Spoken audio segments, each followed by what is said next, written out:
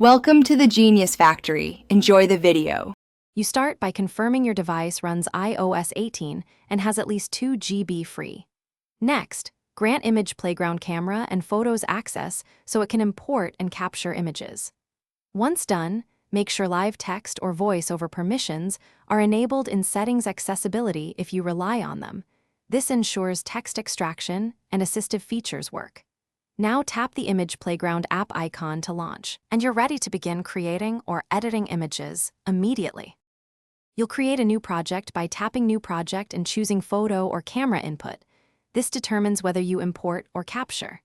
Then pick a preset or manually set the canvas size and aspect ratio. Use 16:9 for video frames or 1:1 for social posts. Once your image loads, adjust exposure, white balance, and color. Crop with pinch and drag, and add layers or stickers by tapping the layer icon. Make incremental edits so you can undo quickly if needed. Finish by tapping Export and selecting Resolution and Format. Choose PNG for transparency, HEIF for smaller files, or JPEG for broad compatibility. Then share via AirDrop messages or save to files. Enable iCloud Sync for backups. If Image Playground crashes or export fails, force close the app and restart your device, then verify permissions and free storage space.